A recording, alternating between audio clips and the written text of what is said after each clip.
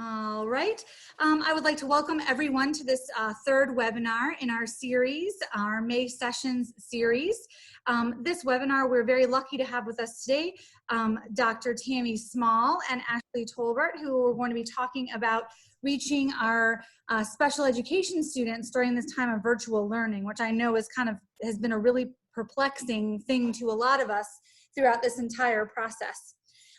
So today during our session, I'm going to turn it over to Dr. Small in just a moment, but I would like to just encourage you all to please visit scamle.org for additional sessions in the webinar series if you like what you've seen today. In addition, I will be manning the chat, so if you have any questions as we go, we can go ahead and you're welcome to load them into the chat box, and I'm sure that Dr. Small and Ashley will be happy to answer them as we go. Again, we definitely need to make sure that we thank SCAMLE for sponsoring this webinar series. All right, yes. Small and Ashley, you are up. All right, so I'm Dr. Tammy Small, and I know that Dr. part is new, but I'm the lady at the conference that runs around with the prize patrol, and you know, because of that, I have to, of course, start with some kind of fun activity because I just like to do that kind of stuff. And I'm joined by Ashley, who is one of our second-year teachers, but she is a pro and one of the best teachers that I've ever seen teach. So she is going to share some information for us also, and we're going to have a great time. So I like to start with just asking how everyone's doing, and in order to do that, we're going to do something a little bit different. We're not going to do a little talk and share. We're going to have to, of course, do something fun. So I'm going to offer a prize today, and it's going to be a $25 gift certificate or gift card to Amazon, and I'll send it virtually. But in order to do that, we have to get up and do some fun stuff, and of course we have to always earn our prizes in the prize patrol. So hopefully this will give you a preview of what it's like to come to the conference next year too, and we'll have a great time there as well. So I'm going to go ahead and try to hope that the video comes on, and we're going to, everybody can get up and show us your greatest dance moves, or you can chair dance. Chair dancing is the thing, it's okay. But I want to see everybody having some fun and dancing. Oh, and hopefully it won't buffer too much. I know I tried it earlier and it worked, so we'll just keep going. It's this internet, you know, this is just one of the things that happens with virtual learning. It's so great. And we will keep going. I might just have to play the music if we can't get it to go. We'll try again. I got this feeling. All right. So everybody get up. You gotta dance. Oh, I'm playing it twice now.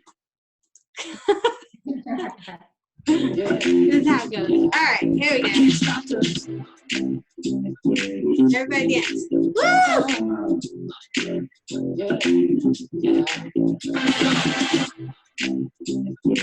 You know, my husband likes to do social distancing dancing right in the grocery store.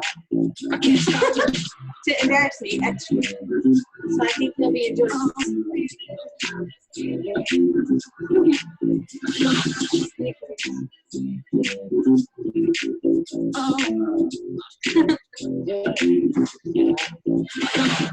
All right, that's just to get us going a little bit.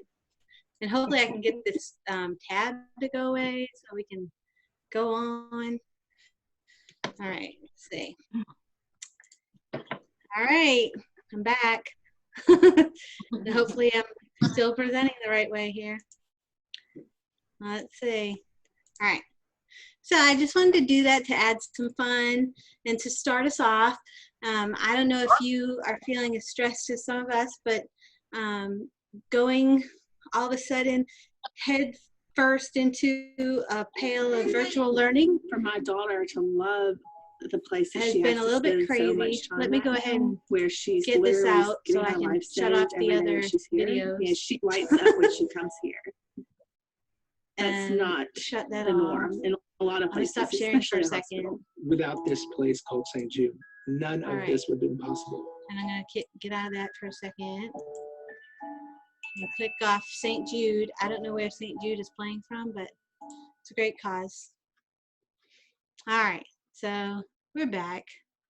When I was asked to start thinking about what I could present on, and we talked about special education being an issue for most people, I thought, well, one of the big things that most people are going through is that we were just thrown into stuff at the last minute and given not really a lot of guidance. So can everyone see the screen okay now? I hope. Ashley, can you see the screen? No, it's not there. Oh, okay. Let me see again. I'm having some difficulties. Let's see. I'll go in again. All right, here we go. Share. Okay, can you see now? Good. Good. It started. All right, so as you know, many of the issues that happened with jumping right into special education virtually is that there's a huge difference that we realized between virtual special education and in-person special education. And one of the major issues that I have seen is that relationship building. And if the relationships are there when it's in person, it is a whole lot easier to carry on into the virtual world. In-person special education is personal and it's one-on-one and it's relatively safe. So you know that everyone comes to school and they're in your classroom and you're safe because you always have someone else to call on if you need them or something like that. Well, virtual, of course, like anything else that's new, it's very scary because all of a sudden you were just thrown in and you had no guidance. And of course, you know, the state didn't send us guidance for a couple weeks. So they didn't work all their little kinks out. So it was new and scary and it was difficult, especially for people that aren't real tech savvy. And then our confidence was shaken. So I was not sure as the administrator whether it was okay to do an IEP meeting. I knew that they had to be done, but we weren't sure. And then I wasn't sure how it was going to look and how it was going to work and how we would do our accommodations. And so it was scary. But we did find that building relationships, even in the virtual world, it's vital. And you can do it even when we are virtual. And if your relationship with the students and the parents wasn't that great before, I'm pretty sure it's great now because you have no choice but to talk to them all the time. And it might be email or it might be on the phone. And unlike before virtual learning, parents are calling our cell phones and parents are calling my cell phone and texting me any hours of the night, and they're emailing and they're calling my husband, who's a special education teacher. He gets calls at, the other day he had a text at 9:30 at night, and you know, we just go with the flow.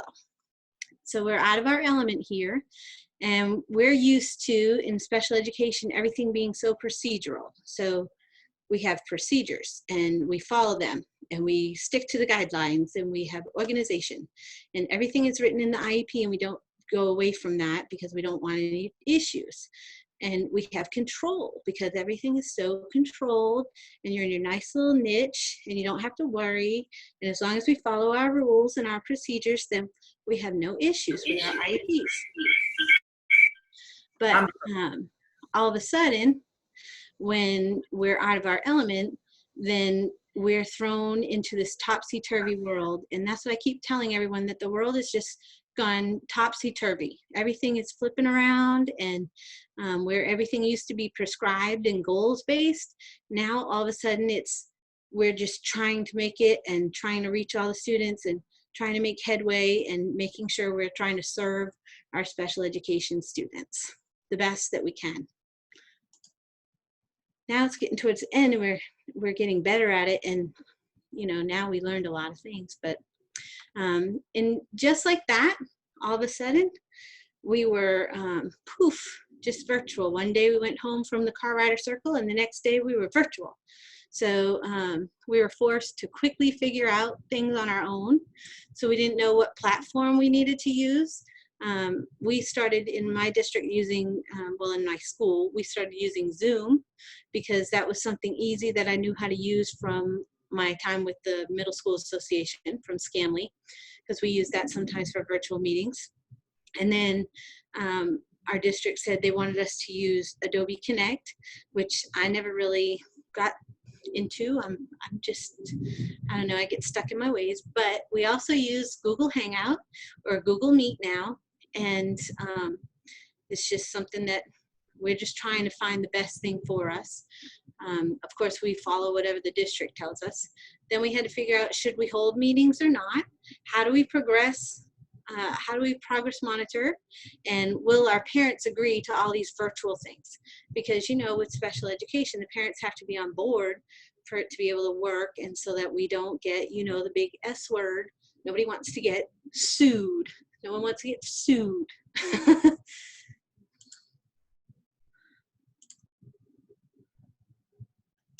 So we started holding virtual IEPs, and Ashley was actually, I think, my first one.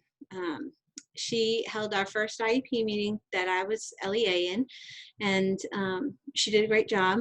The first one we used Zoom because the district didn't say you couldn't use Zoom, so we just found a platform and we went ahead and used it. And later they said, no, we want you to use Google Meet. So now we use Google Meet, which also is fine.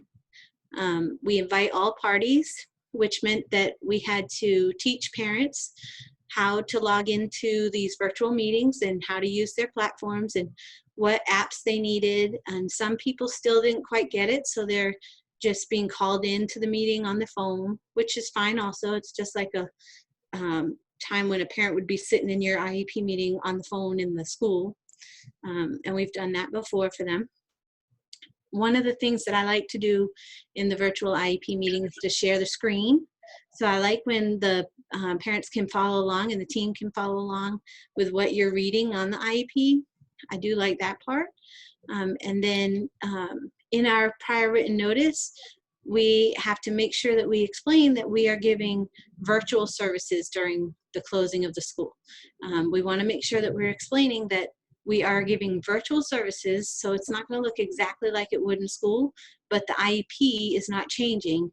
It's just being offered in a virtual setting. And we had to decide whether or not we wanted to record or not. So some parents, I know you might not have these parents, but some parents are difficult. And I think they only come to my meetings. But the difficult parents, I like to have a record. So when we have a meeting together, I take lots of notes and I put specific things in our minutes, because of certain parents will, not in everyone's school, but it seems like in my school, certain parents like to give us a hard time. So they like to come back and say, no, I didn't say that. And no, we didn't do that. And no, I didn't agree. And I don't like that wording. So we have to go back and change things. So for some meetings, we go ahead and say ahead of time, we're going to record the meeting, and we let everybody in there know, because recording it makes them be on their best behavior. So they're not cussing at you and yelling at you and acting crazy. But we only get a few of those. So we've only actually recorded, I think, maybe 2 or 3 meetings. And 2 of them was because the parents said, go ahead without them, and we could send them the video. And one of them was a lovely parent who was on her best behavior during our meeting. And that was with Ashley and one of our lovely parents. When we are talking about special education virtually, the State Department, when they did finally give guidance, they decided that we needed to use Enrich More. So this was something that kind of threw my teachers for a loop. Having to do the contact log in Enrich and keep up with that, and then documenting everything, and logging our services, because in case we see that people need, and we don't call it compensatory right now, we call it supplemental services when we go back to school in the fall. Really, I don't know if anybody's going to be needing supplementary services, because I feel like the special education and the general education are going to be in the same boat. So I don't know if there's going to be much of a difference. But we log all the services and we do a contact log. And also, in addition to our contact log, my guidance counselor and my principal and I, we do wellness checks for certain people, and we keep a list of communication so that we can keep up with any students that we think need a little bit of extra contact and urging to do their work. So we do wellness checks, and also we do wellness checks for anyone that we know needed a little extra support in mental health before we left, because they're alone now and they don't get that mental health support. So I constantly talk to parents, and one parent emailed me and said her child was having a fit and she didn't know what to do. So I had to try to call her and try to walk her through what we would do at school and tell her to use the accommodations that are in the IEP and teach her how to do it, and try to calm him down. And that mental health portion is still real even when they're at home. And when they're at home doing their schoolwork, their world is flipped upside down. So they're gonna eventually start showing those same behaviors that they had in school, they're showing at home now, because their mom is now the teacher. And so they're acting out to them. And then we also needed to keep up with our progress reports, because regulations didn't change. We still have to monitor progress and report to parents. At the end of this year, we'll send home our progress reports. It will be for the third and fourth quarter combined, because that's what we did with our grading. But that's how we're going to do it.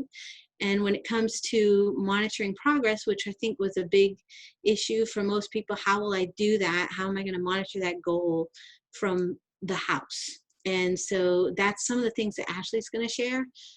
She got very creative, and she and my other special education teachers, they were on it. And even we have DD students, so we have 3-year-olds and 4-year-olds also, and even those teachers, they have been on the phone and they're doing Google chats with their students, and they're monitoring fluency.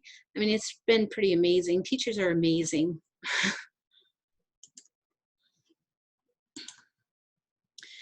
Oops, sorry, Ashley, I went too far. And so now I'm going to let Ashley talk about going virtual in the SPED world in terms of classroom and accommodation and instruction.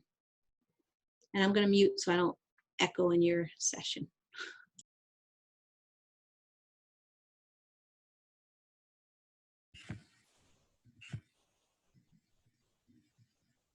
So I need you to stop sharing so I can start sharing. There we go.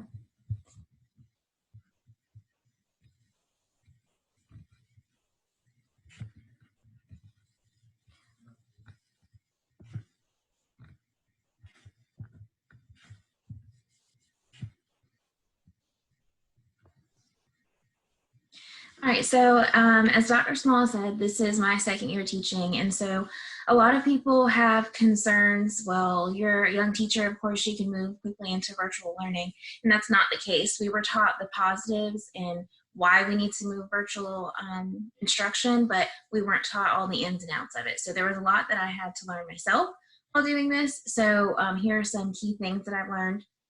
And then the biggest thing relating to IEPs and parent communication from home is I've downloaded an app called Google Voice, which is a free app and a free service that you can use as long as you have an internet provider. So it creates a phone number that you use with the parents, and they can call and text, and you can also turn it off. So if you don't want phone calls after 9 o'clock or 6 o'clock, you can turn off the app for that amount of time, and then you can restart the next day. So text messages, phone calls, coming in and out is a really great resource that I've used. That way I can still keep my privacy as well as keeping open communication with parents. So the three main things I'll talk about today are accommodations, how I ensure that they're being met by the gen ed teachers as well as myself. I am a resource teacher, so I have to kind of give support to my students as well as to those gen ed teachers, collecting data and how we're composing those IEPs with validity, because there is that concern, is the student actually doing their assignment, or is the parent giving more support than they should be? And then some extensions that I've used on Google that have actually been helpful for me. Part of this transition was really easy for myself personally, because I use a lot of Google-based and technology in the classroom on a daily basis. So the students were already familiar with some of the software. And then after this pandemic, I'm sure some of you will be able to do these things as well. So Google Drive has become my best friend, and we're pretty much a Google district in my district. And I know not all of you have that ability to use it, because I know Microsoft is a big competitor right now. But find some type of sharing communication that stays between you and your district and your other sharing teachers. First, what I did was I created a Google Sheet, and I'll show that to you really quickly. I shared it with my gen ed teachers, and they were able to see all of the students that they have. And then those students were listed with their accommodations. And then on the next page, the teacher is able to list the assignments that they have, the date that they were given, what accommodations were given to that student, and any notes. Now, this was a concern for some teachers because, well, I'm online, the student's not doing the assignment. All we can do is do our best in an attempt to give these services, an attempt to give these accommodations. As long as you've done your attempt in providing them and contacting the parent, that's all we can do. And that's what this note section is here for, saying that they attempted, but not necessarily the student was able there to receive those accommodations. To get a little bit of teacher buy-in, I was able to allowed them to edit the document to their liking, because some of us are organizational Nazis. I am one, but in some cases we kind of have to let the reins given to our other partner teachers. So that was helpful. A lot of teachers seem to like this. It kind of made it clear cut. And this is also something that you can use in the future if you need documentation of accommodations on other assignments in the classroom setting. So some of the main accommodations that teachers are having difficulty with now that we've gone virtual are text-to-speech. There are Google extensions that you can search and plenty of other things, and speech-to-text. Now, text-to-speech, I have typically done a screencastify, which is a video of my screen and or myself and reading whatever it is. So the student can go back and play it, and some other programs may already have that built-in text-to-speech feature. Visual cues, again, you can have the screencastify, or you can do those Zoom or Google Meets. Voice recording, again, screencastify is another good one. And then frequent breaks. We use timers in my classroom, and I'll show you some examples in just a second, and one-to-one showing the whiteboard interaction. And when they do the visual cues also, you can have them share their screen so that they'll keep up with what you're doing, and you share your screen so they can see those visual cues and see exactly what you're reading, because that's always an issue with some students too. Yep. So like I said, Screencastify, that is an extension, and it saves the video automatically to your Google Drive, so it saves it to a quick place. And you can share it with your students. Google Slides and PowerPoint, those are probably the most easy to manipulate for e-learning assignments. Now, the biggest concern my math and science teachers have had are with manipulatives, because how do you provide a manipulative when you don't have the hands-on tools at home? So the DidX virtual manipulatives and the Glencoe virtual manipulatives are both awesome. I'm actually going to show you the Glencoe because I feel like that is the best one that goes into the middle school. There's pre-K to 8th grade supports. And so you can select the grade that you think that would be the most beneficial for you. And it's also made by McGraw-Hill, which a lot of our textbooks create. And there's backgrounds, so you can have geo boards, you can have storyboards where they're doing calendars, plenty of things that will support pretty much any level. This is just one of them, and then there's the different manipulatives. So like bears in a boat, they can do the counting, there's base 10 frames. So that's actually one of my favorites that I've used with my students. And then the virtual whiteboard. So how do you draw out, so where they're seeing it exactly how you're seeing it is Jamboard. It's also another Google, kind of like a Google slide where you can just write and draw. You can even type on them. And I did this one this morning. It has little sticky notes so you can remind the student what to do, and you can do multiple pages. So if you want to move through. And this is a perfect example for one where students are practicing handwriting. If they have the option to use touchscreen. They can also use the finger tool or the mouse, whichever works, whatever you have available to you, but this is a great option. I would like to remind you that you guys will have access to this PowerPoint towards the end, and anything that is green has highlighted links to them, as well as most of these pictures. So all of these pictures will take you directly to the link. And timers again for breaks and keeping students focused and on task. I like this specific timer because once you've selected, like for example, I click this timer, I can select 1 minute. I want the student to do whatever or wait for whatever for 1 minute. Once I've selected 1 minute, it's gonna go slow, of course. Once I've selected 1 minute, this link appears and automatically it shows up. So the student doesn't have to do any selecting for themselves, and it makes it quick and easier for you, and you don't have to explain how to manipulate the program.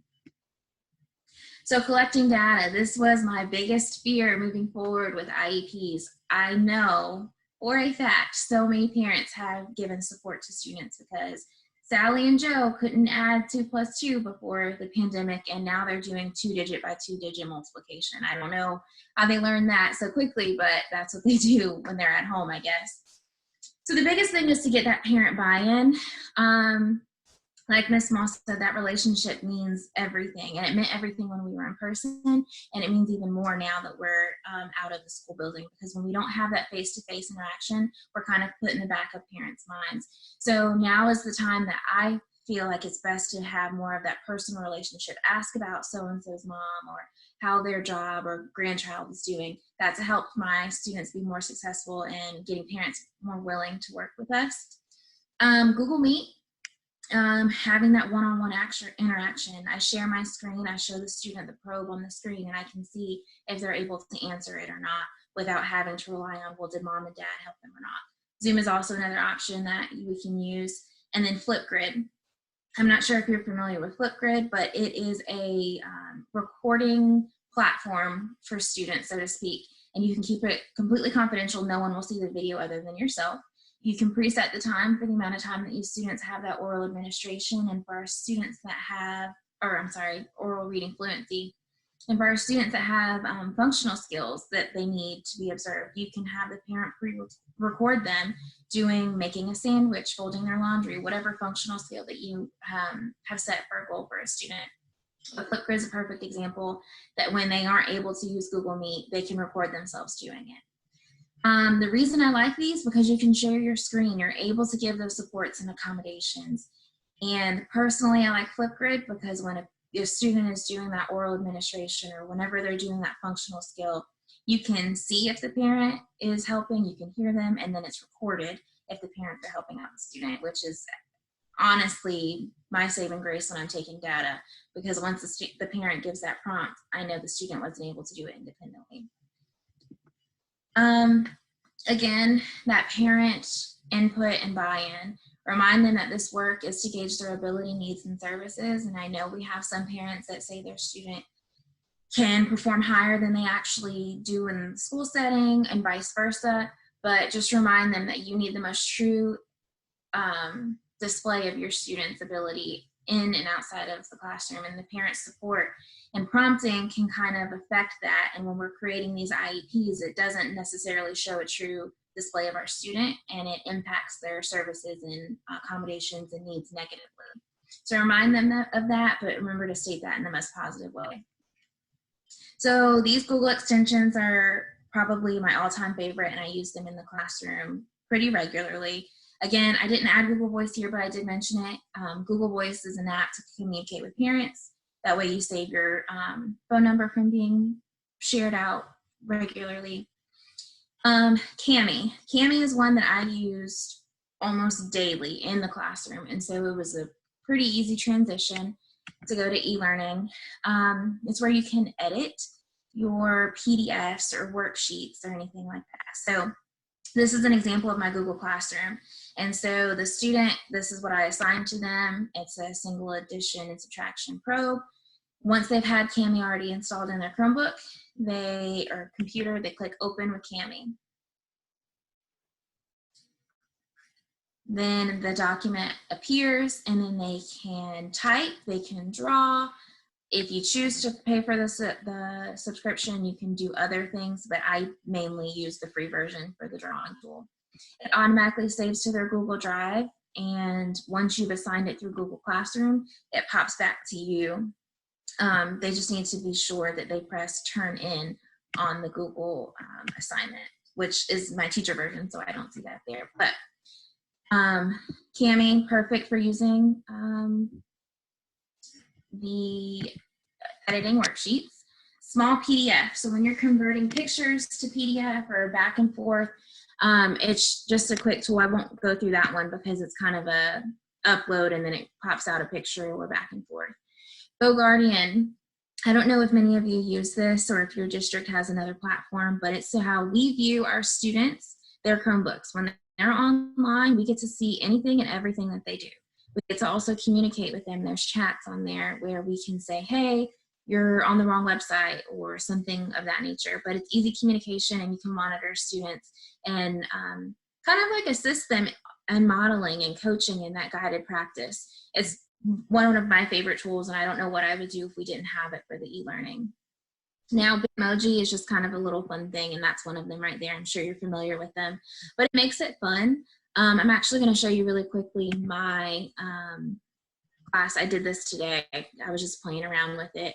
I created a header for my Google Classroom, and I personalized it. My students know that my dogs are my fur children, and so I created this little thing, and it looks super complex and difficult, but I promise you it took 10 minutes to make it.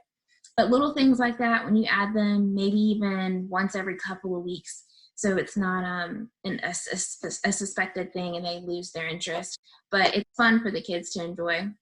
A lot of our teachers use those a lot. And then Bitly, they shorten links, so if you want to share a link with a student, you'll see one at the end of the presentation to this link. It makes it really fun, quick for the students to go to different websites that you have to share with them. And then Pear Deck. I don't have an example of Pear Deck on here, but you can go to the website and make an account.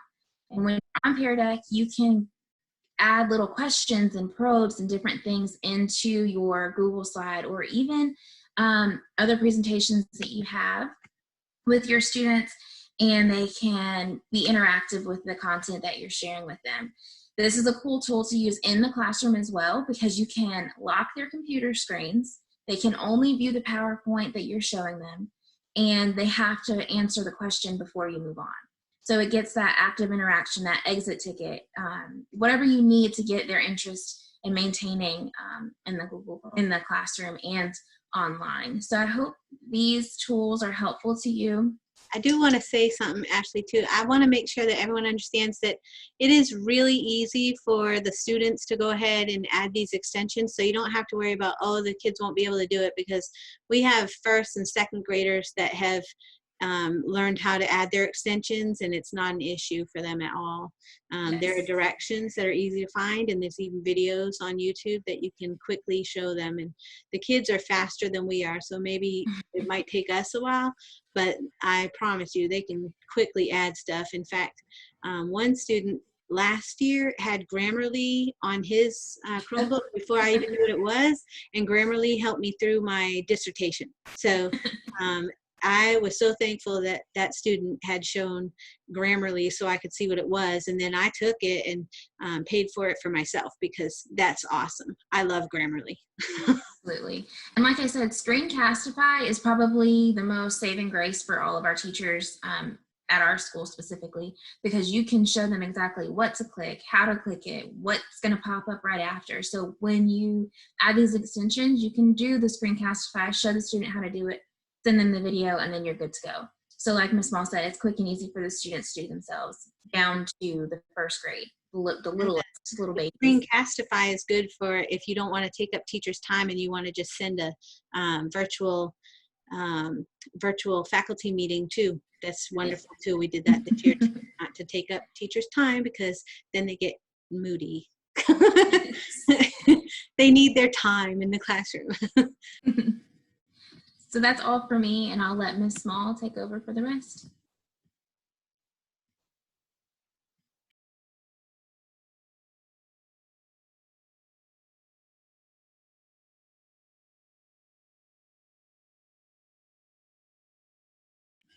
You're muted. I know. I was trying to get to the right page. Going. I should have been clicking along, but I was just watching you. All right. So some things that I thought were really great in our virtual time as virtual special ed teachers and LEAs, I found that some things, even after we go back to school, I definitely want to continue. So virtual IEPs, they are time savers for sure. People show up on time and we get it done, and we don't have extra fluff going on, and we don't have to hear the intercom system blaring in the meeting so we can't hear. And the virtual IEPs are great for parents who are hard to reach usually. And I like the virtual IEPs better than the phone ones. Like when we're sitting in the meeting at school and they're on the phone, sometimes we can't hear all the way. So I love the virtual platform for those kinds of things. So I think we're going to try to continue that for those parents that can't make it to a regular IEP, or even we can use it for our parent conferences. I think it's awesome. I love that. And then also one of the things that we found is to use the Google Classroom, because we use that a lot. We invite the parents to Google Classroom. And one thing that with our children that have been not wanting to do their work, I just one day went in and invited all their parents to Google Classroom, because the teachers, they don't always have a whole lot of extra time, and I was here, so I went in and I would look up their emails and go ahead and add them into the Google Classroom and invite them.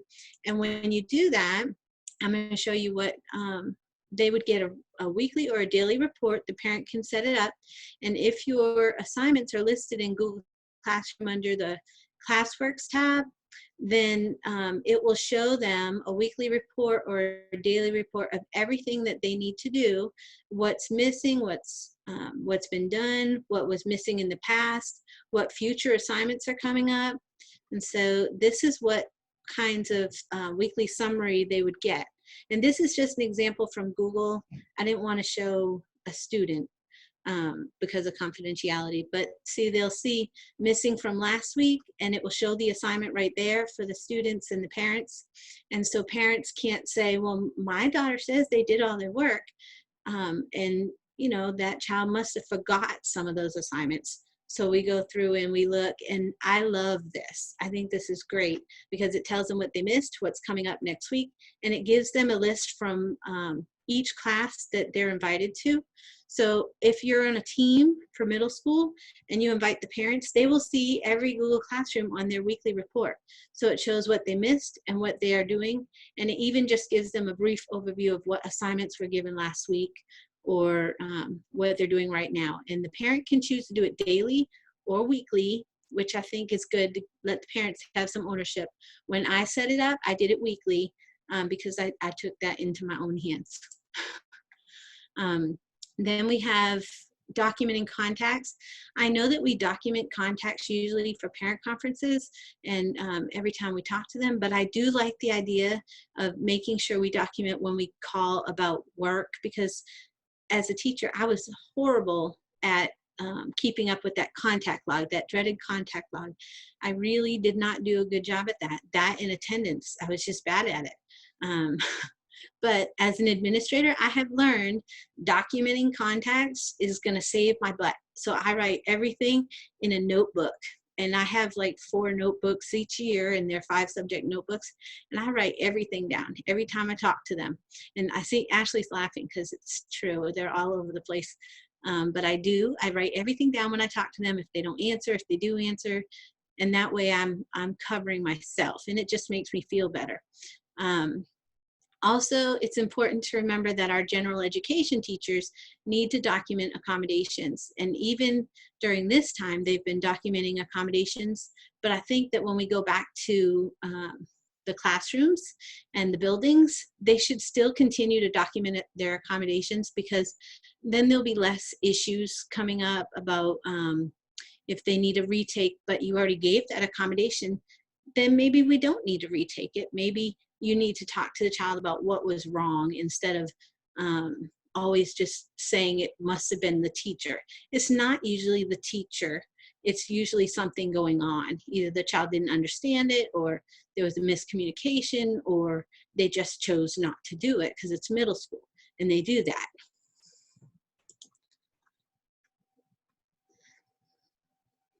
All right, so right now we were going to give you some time to ask any questions that you have and to share any ideas that you have that we might not have. And then that way we can all, you know, steal ideas from each other. It's called sharing. It's not stealing, but, you know. And does anyone have any questions? Sarah here again. One of the things that came up in the chat was the discussion about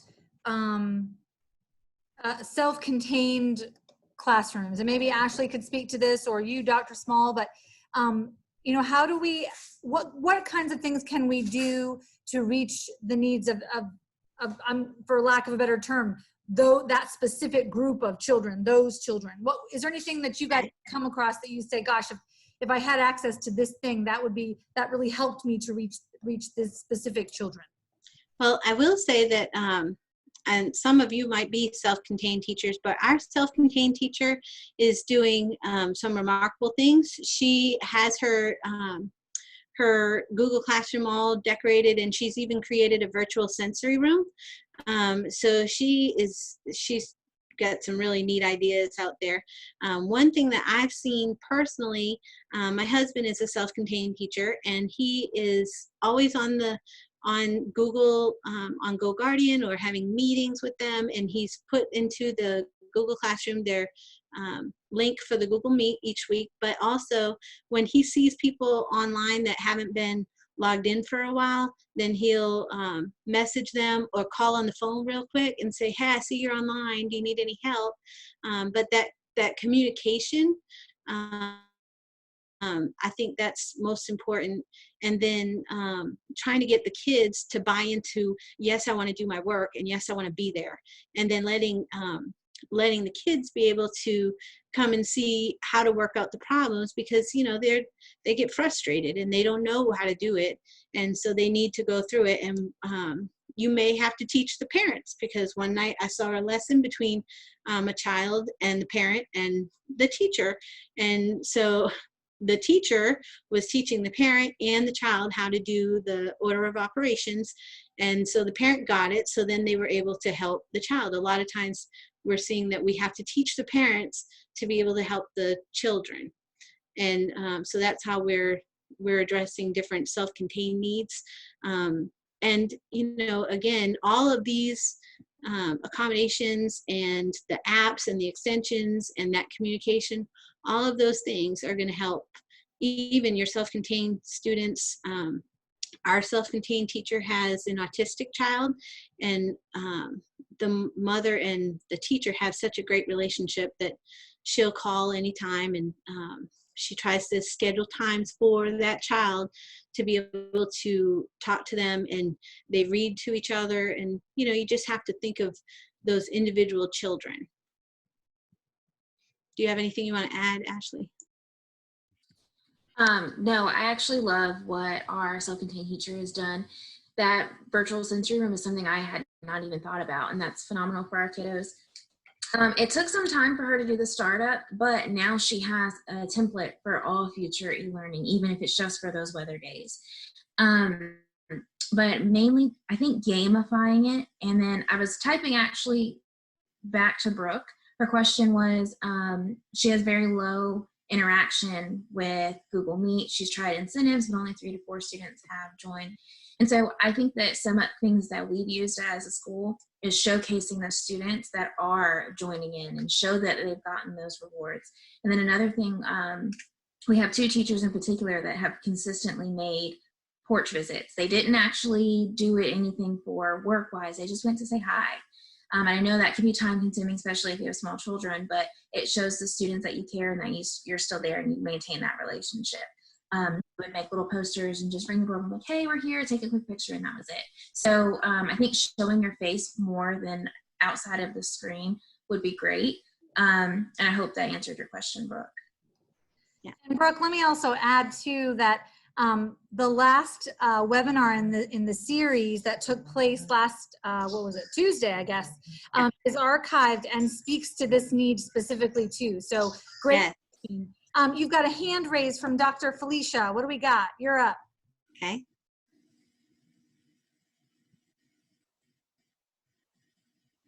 Classroom meetings are great. Being able to actually have class, and the kids are all in there, you're reading aloud, everybody's in there, and they actually feel like it is class.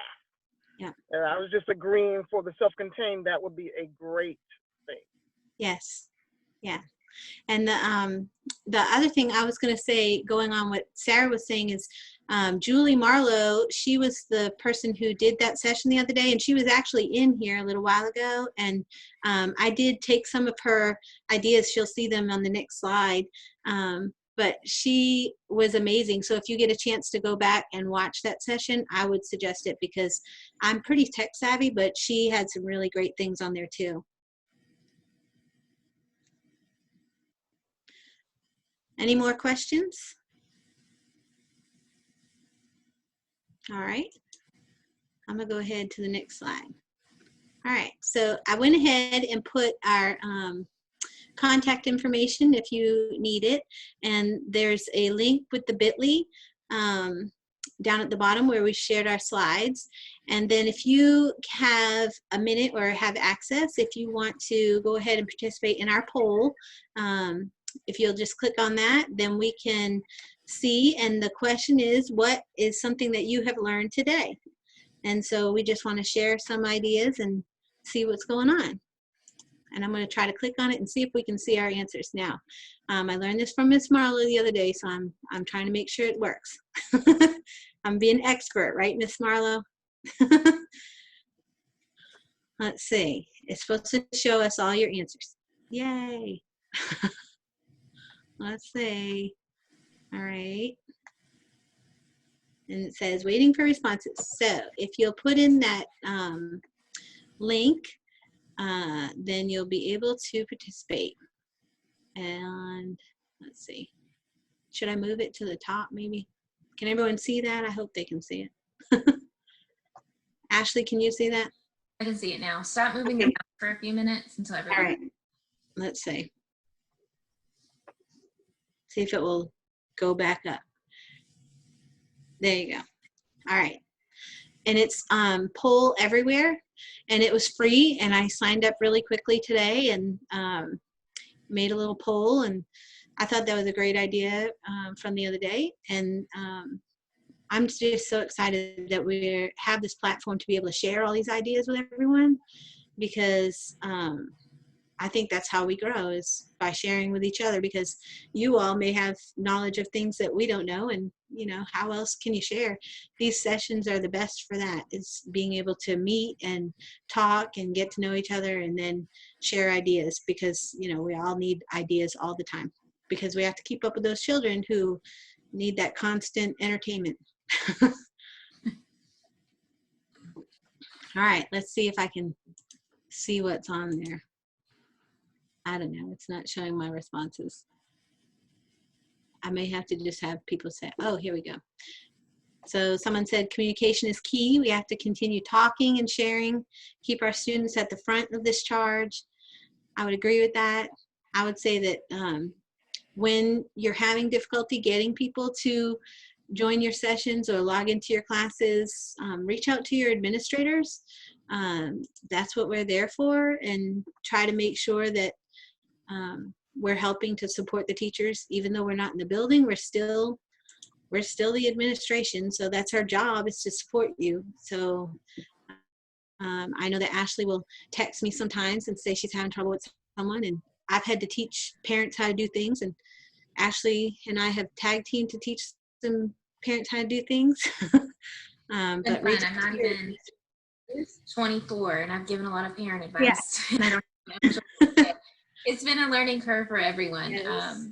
I really think that this has made all of us stronger educators, and to have this opportunity has been amazing. And the midst of all of this has been pretty cool. And so some other people said the virtual manipulatives. I love the virtual manipulatives too. When Ashley started talking about it last month, well, it's like March that she started talking about it. I didn't even know they had virtual manipulatives, but it's pretty cool to see all those things that you can do. And then every time that Ashley comes up with great ideas, I of course have to tell everyone I know that's special ed. Because, you know, everybody needs to know everything.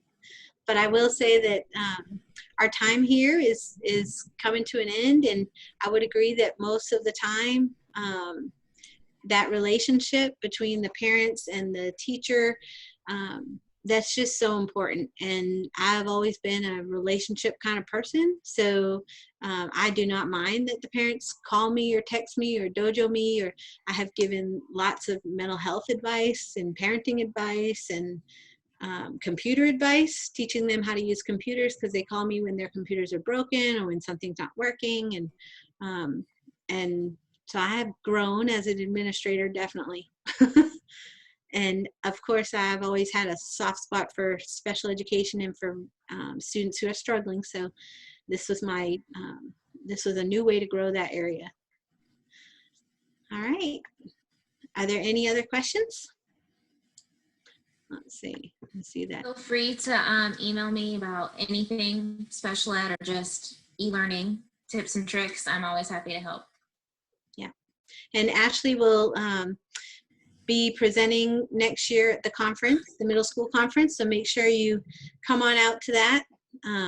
I hope we get to go to that in person. But Ashley is definitely going to be presenting and teaching us some more cool tricks that I'm sure she'll learn this year. Yes. Thank you guys so much for having us. Thank you. All right. Thanks to everyone for attending this webinar today. Again, this webinar has been provided to you courtesy of your SCAMLE affiliate. So please be sure to check out scamle.org for more information and for more access to other really high quality resources as we try to navigate this really interesting time that we're kind of living in here. Please know that this webinar series we are halfway point, friends.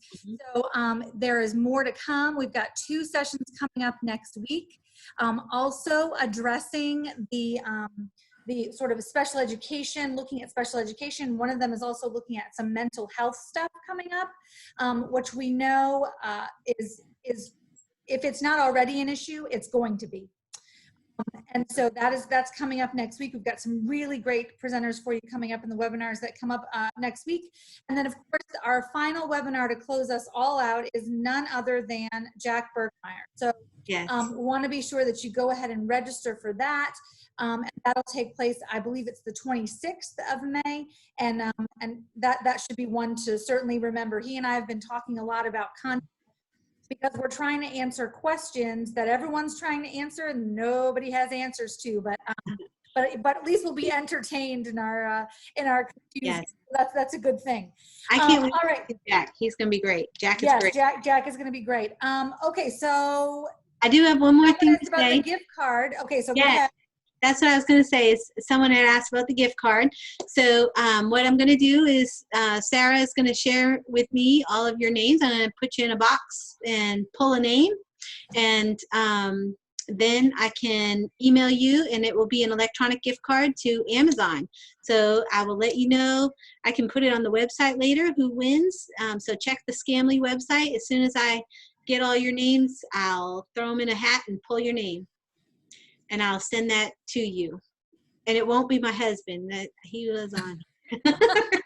He lives here. He doesn't get it. He's just all right. So thank you very much to our presenters, and especially thank you to your South Carolina Association for Middle Level Education affiliate. Thanks so much for attending today's webinar.